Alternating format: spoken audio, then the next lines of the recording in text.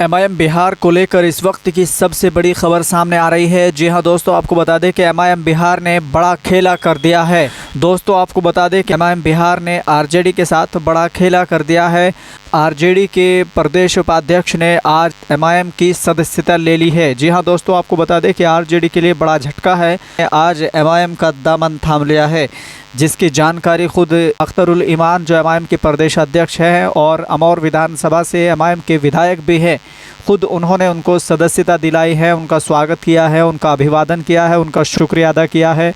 साथ ही साथ उन्होंने क्या कुछ कहा है दोस्तों, अभी आपको सुनवा देते हैं कि अख्तरुल ईमान खुद क्या कुछ कह रहे हैं। ये बात तो बताएंगे, लेकिन हम बहुत ही धन्य हैं कि इस तरह का स्कॉलर हमारी पार्टी से जुड़ा है और इससे हम समझते हैं कि पटना शहर में और पूरे राज्य में संतोष कुमार यादव जी के शामिल होने के बाद एक नया संदेश जाएगा, हमारी पार्टी मजबूत होगी। हम इसका पार्टी की जानिब से हार्दिक अभिनंदन करते हैं और हम आशा करते हैं कि संतोष कुमार यादव जी अपने जो उनके तजुर्बात रहे हैं और उसके ज़रिए से पार्टी को आगे ले जाने में सक्रिय भूमिका निभाएंगे और पार्टी को मजबूत करेंगे। बिहार में इस वक्त विचारधाराहीन जो राजनीति हो रही है, उसके दरमियान में एमआईएम जो शोषितों, दलितों और वंचितों की आवाज़ बनी हुई है और भारत के संविधान पर अटूट विश्वास रखते हुए काम करने का संकल्प लिए हुए है, इस कारवां में हमारे एक अच्छे मजबूत साथी साबित होगा। दलितों, शोषितों, वंचितों और पिछड़े और मुसलमानों की दबी कुचली आवाज़ को देखते हुए जिस तरीके से लगातार एमआईएम के प्रदेश अध्यक्ष अख्तरुल ईमान संघर्ष कर रहे हैं, उसी से प्रभावित होकर आरजेडी के प्रदेश उपाध्यक्ष ने आज एमआईएम का दामन थाम लिया है।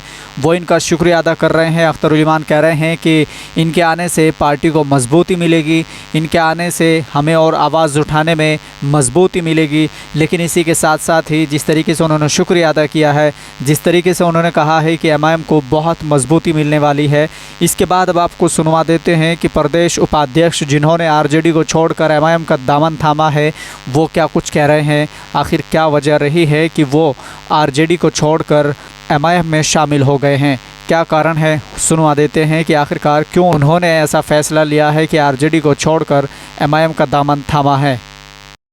इस पार्टी में आने के पीछे मूल कारण ये है कि अभी वर्तमान में जो भारतीय राजनीति चल रही है, खासकर बिहार में, वो बहुसंख्यकवाद की तरफ बढ़ रही है, जिसका डर हम लोगों को पहले से ही था। मैं इतिहास का एक छात्र हूँ और मैं जानता हूँ कि जो डर लोगों में पैदा किया जा रहा है, उससे सिविल वार की तरफ देश बढ़ रहा है और ये अच्छी चीज़ नहीं है। अगर इस देश को बचाना है तो आपको हर समाज के हर वर्ग को लेकर चलना पड़ेगा, और नहीं तो ये समाज और ये देश, जैसे अमेरिका में सिविल वार देखा गया और भी देशों में देखा गया, यूरोप में, भारत भी उसमें फंस जाएगा। जब इनसे ये सवाल किया गया कि आप जिस पार्टी में थे, क्या आपको उस पार्टी पर भरोसा नहीं था कि आप एमआईएम में शामिल हो गए हैं, क्यों आखिरकार शामिल हो गए हैं, क्या आपको उन पर भरोसा नहीं था? तो इसके जवाब में उन्होंने क्या कुछ कहा है, वो भी सुनने लायक है। आप जिस पार्टी में थे उस पर भरोसा नहीं है, वो नहीं लड़ रही है। हम समझते हैं वो पार्टी को उस तरीके से नहीं लड़ रही जिस तरह से लड़ना चाहिए था। अगर लोकतंत्र में भरोसा होता तो कोई कारण नहीं था कि एआईएमआईएम के 4 विधायक जो जीते थे उसको ले लिया गया।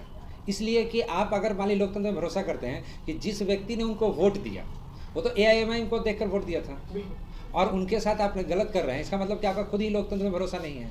इस तरह से तो आप क्या कर रहे हैं, जो फिरका प्रस्त ताकते हैं उसको मजबूती दे रहे हैं। आप बताना सकते हैं कि अल्पसंख्यक समुदाय से अगर कोई व्यक्ति चुन कर भी आ जाता है तो कोई फर्क नहीं पड़ता है, उसको हम अपनी तरफ मिला लेंगे।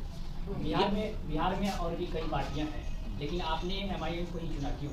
इसलिए कि ओवैसी सर जालिमों के खिलाफ एक मुखर आवाज़ है। जैसे कि आप आज के डेट में देख सकते हैं कि राम मंदिर का मुद्दा चल रहा है, लेकिन आप उच्चतम न्यायालय के फैसले को अगर ध्यान से, और भी कई पार्टियां थी, लेकिन आप एमआईएम में ही क्यों शामिल हो गए हैं, इस पर इन्होंने जवाब दिया है। उसको सुनकर एमआईएम के एक एक कार्यकर्ता खुशी से गदागद हो जाएगा, क्योंकि यहाँ उन्होंने जिस तरीके से कहा है कि एमआईएम चीफ असदुद्दीन ओवैसी जालिमों के लिए एकदम मुखर आवाज़ है। शायद यही चीज़ें हैं जो इनके दिलों में घर कर रही है, शायद यही वजह है जो इनको एकदम मुखर होना बहुत पसंद आ रहा है, बेबाकी। और जिस तरीके से असदुद्दीन ओवैसी की बेबाकी ने इनका दिल जीता, जिसके कारण ये आरजेडी को छोड़कर एमआईएम में शामिल हो गए हैं।